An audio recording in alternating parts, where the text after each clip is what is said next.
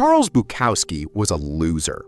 He was an alcoholic, a womanizer, a chronic gambler, and a deadbeat. For 30 years, his writing was rejected by nearly every publisher. But when he finally became famous, he didn't suddenly become a better person.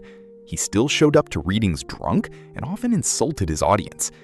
On his tombstone, the epitaph reads, "Don't try." At first glance, this seems strange. Why would one of the most successful writers in modern history tell people not to try? The answer is that Bukowski's success didn't come from obsessing over becoming a winner. It came from accepting who he was and writing honestly about it. He didn't chase success. He focused on telling the truth. This idea sits at the heart of Mark Manson's book, The Subtle Art of Not Giving a Fuck. Modern culture constantly tells us to be happier, richer, more attractive, and more successful. But according to Manson, this obsession with positive thinking often makes us feel worse. The more we focus on what we should have, the more aware we become of what we lack. Manson calls this the feedback loop from hell. You feel anxious, then you become anxious about being anxious. You feel sad, then you feel bad about feeling sad. The negative emotion creates another layer of negative emotion. Social media amplifies this problem. While you're sitting at home struggling with your own problems, everyone else appears to be living a perfect life. The solution isn't to force yourself to feel positive. The solution is to accept that negative emotions are a normal part of life and stop judging yourself for having them. This leads to what Manson calls the backwards law. Wanting a positive experience is often a negative experience because it reminds you of what you don't have. Accepting a negative experience can become a positive experience because it removes the struggle against reality. More than 2,000 years ago, the Buddha reached a similar conclusion. He realized that suffering is an unavoidable part of life. The rich suffer because of their riches. The poor suffer because of their poverty. Everyone suffers in different ways. The goal is not to eliminate problems. The goal is to find better problems. If life is an endless series of problems, then the real question becomes, which problems are worth having? Most people want the rewards without the struggle. They want financial freedom without the stress of building a business. They want an amazing physique without the pain of training. They want a great relationship without the difficult conversations and compromises that come with it. The truth is that every meaningful achievement requires sacrifice. Your life is not defined by what you want to enjoy. It is defined by what pain you are willing to endure. The path to success is determined by the struggles you choose, not the rewards you imagine. Manson illustrates this idea with the story of Dave Mustaine. After being kicked out of Metallica, Mustaine went on to form Megadeth and became one of the most successful musicians in rock history.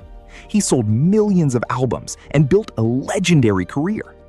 Yet, despite all his success, he still felt like a failure because he constantly compared himself to Metallica. His happiness wasn't determined by what he achieved. It was determined by the standards he used to judge himself. The metrics you choose matter.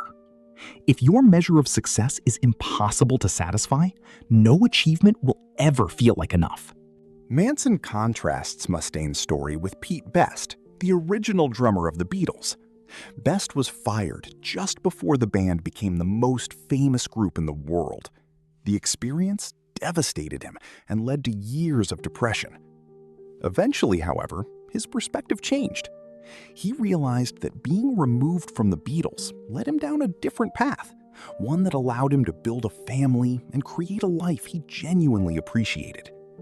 In the end, Pete Best found peace because he changed the way he measured success. His story reminds us that happiness often depends less on what happens to us and more on the meaning we choose to assign to those events. Another major lesson in the book is that you are not special. Modern culture often encourages the belief that everyone is destined for greatness and extraordinary success. But if everyone is extraordinary, then no one truly is.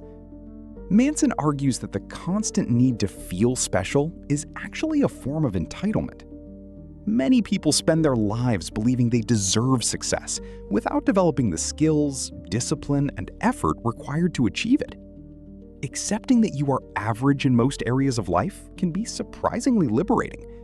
It allows you to stop protecting your ego and start focusing on genuine improvement. When you no longer need to prove how special you are, you become free to learn, grow, and make mistakes. True self-worth is not built on your strengths alone. It is built on your willingness to confront your weaknesses honestly. Many people feel confident only when things are going well, but real confidence comes from knowing that you can handle failure, criticism, and uncertainty. Growth begins when you stop pretending to be perfect. The moment you accept your flaws, you gain the power to improve them. Instead of constantly chasing validation from others, focus on becoming slightly better than you were yesterday. Humility creates space for progress, while arrogance often keeps people trapped in the same place for years. Manson also emphasizes the importance of radical responsibility.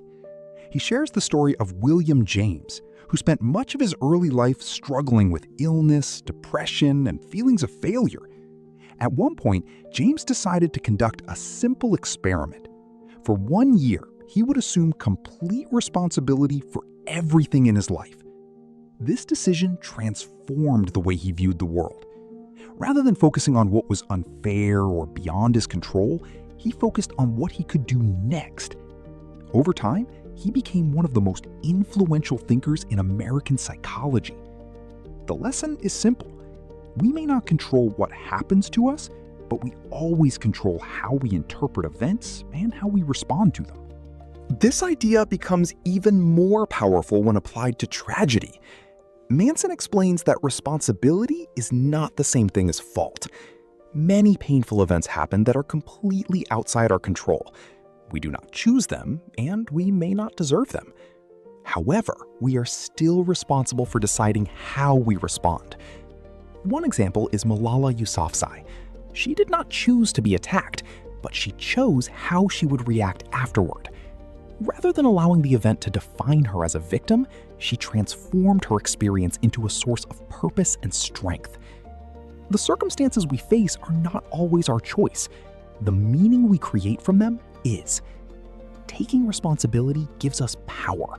Refusing responsibility leaves us feeling helpless. Another important principle in the book is what Manson calls the do something principle. Many people believe they need motivation before they can take action. They wait until they feel inspired, confident, or ready. Manson discovered the opposite is often true. Action creates motivation. When you are stuck, overthinking only makes the problem worse. Instead of waiting for the perfect plan, take a small step forward. Write 1 paragraph. Make 1 phone call. Read 1 page. Go for a short walk. Even the smallest action creates momentum. That momentum generates motivation, which leads to more action.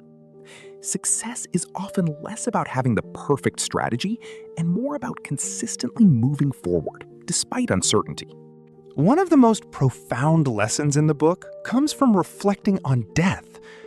After witnessing the sudden death of a close friend, Manson was forced to confront the reality that life is temporary. This experience changed the way he viewed success, fear, and meaning. We spend much of our lives chasing status, approval, and achievements because we want to feel important. Yet death reminds us that none of these things last forever. Rather than being depressing, this realization can be freeing. When you accept that your time is limited, you become more selective about what truly matters. You stop wasting energy on superficial concerns and begin focusing on values, relationships, experiences, and work that genuinely matter to you. Manson argues that much of human behavior is driven by a desire for permanence. We want to leave a legacy, be remembered, and create something that outlives us. But the pursuit of immortality can sometimes become a trap. When we become obsessed with proving our worth, accumulating status, or building a perfect image, we lose sight of what actually makes life meaningful.